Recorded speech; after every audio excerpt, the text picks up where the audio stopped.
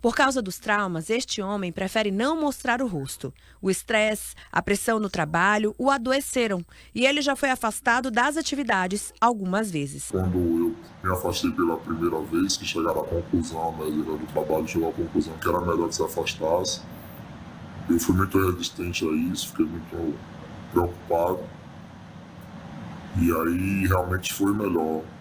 E quando eu me senti melhor para voltar e médicos também achou que era melhor, já tinha feito o desmame de medicamento, já estava bem mais tranquilo, que eu voltei, na verdade o ambiente de trabalho não me ajudou muito não, eu fiquei pior, bem pior, fiquei um ano afastado, depois eu voltei, e aí 6 meses trabalhando, tive que me afastar novamente. Me afastei, tive internamento, aí procurando seguir tudo direitinho fora, procurando ajuda espiritual, terapia, medicamento, psiquiatra, vários psiquiatras. E aí, hoje voltei novamente, tem uns 2 meses que eu retornei e tô me segurando, né? Pra dar tudo certo. A Organização Mundial da Saúde considera o afastamento por saúde mental o principal problema no trabalho. Tem pessoas que não suportam ser pressionadas. Isso pode causar uma doença na pessoa. Muita cobrança exagerada, falta de respeito ao ambiente, o ambiente não está agradável, uma iluminação ruim, o espaço não é bom ergométrico. Isso tudo pode causar na mente desse indivíduo um mal-estar, né? Uma insatisfação de estar naquele lugar. Então esse excesso pode gerar. E alguns sinais aparecem. Desânimo. Tem pessoas que começam a ficar muito desanimadas, sem vontade de ir para o trabalho. Se eu pudesse, eu nem iria mais. Alguns afirmam, quando a gente atende alguém, afirma até algumas questões nesse sentido. Outra coisa é o isolamento social. As pessoas não querem mais conviver, vai para o trabalho forçado e vai para casa e se tranca, não quer conversar com ninguém, nem da família. Isso tudo são sinais que começam a aparecer, que as pessoas estão dando aí, que está com alguma questão no seu ambiente de trabalho, né? Quando tem um caso desse, a primeira orientação, a gente pede que traga para o Ministério Público do Trabalho, que denuncie. Isso pode ser feito na nossa página eletrônica, inclusive de forma anônima, e tendo alguma viabilidade, alguma pertinência, sendo um caso grave, sendo das nossas atribuições, a gente abre um procedimento, a gente abre um inquérito.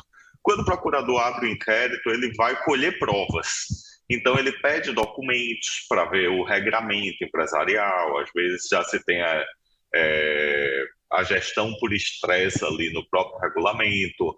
A gente busca ali informações junto a setores da empresa, escuta empregados. Às vezes, a gente vê reclamações que já tramitaram na Justiça do Trabalho.